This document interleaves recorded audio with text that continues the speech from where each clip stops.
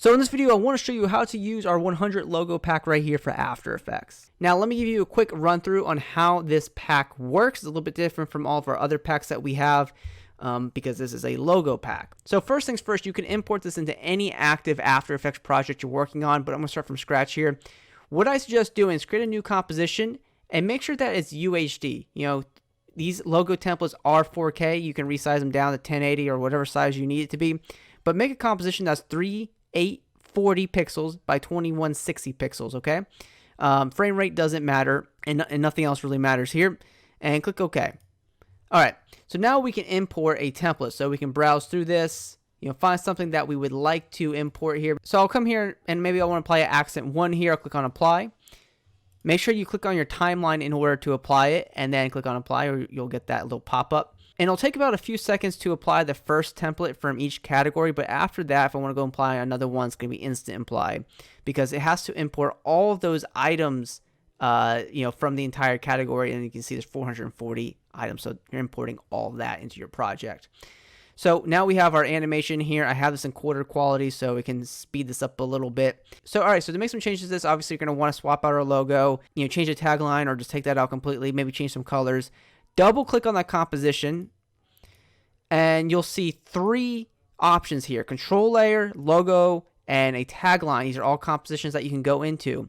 So first things first, let's deal with the logo. So double click on the logo composition and you'll see our already existing, logo here. Obviously you're not going to want the SonduckFilm logo, but we can come here and just delete that layer because we don't need it. Go ahead and import your logo. All right, and what I'll do is I'll bring my logo into our composition. There it is.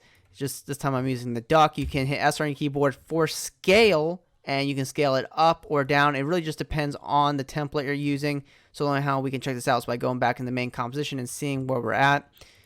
Perhaps I don't want a black logo. So if you want to change the color of a logo, one quick tip, go to Effect, Generate, Fill. You don't always have to do this, but I'm going to go ahead and change this to white. And I'll go back over to my main comp, and there it is. It updates. So, we have to kind of figure out what the perfect size is. So maybe we'll just come here and scale this down by a touch. And, maybe that's what we're looking for here. Okay, so now we can go back into that previous composition where you see tagline and control layer. We can go into the tagline composition, and if you don't want the tagline, just hide it. All right, and that will update in the main composition. But, if you can just come here, grab your textile tool, and you can just change it out. So we'll just say Sonduck here. Or you could put a website, a slogan, it doesn't matter. It's just an extra title for you to use. Go back into the previous composition. That will update and will animate pretty much exactly how it was previously. However, we go into the control layer now. All right, so this is where you can change some colors. So you see right here, there's a control layer in every single control composition. This is where you can change colors or even change the position of the tagline or the extra title there. So that gives you that option. But if you want to change colors, it's very easy to do that. You just click on the colors and you can, do what you got to do, right? So when you're all said and done, you go back into your main composition and, there it is. Everything's updated. We have our logos. You can go ahead and render that out. If you want to, control the size of render, because some of these other templates have a lot of elements in it, like the cinematic templates, and a few other ones here will take a good chunk of time to render if you export them in 4K.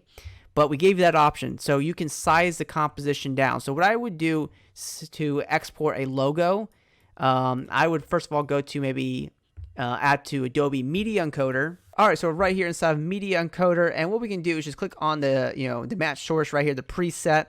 And what we can do is uncheck this box right here, and you can change it to the width and height to 1920 by 1080. This way, you have a little bit of a smaller composition. You can change your frame rate if you wanted to.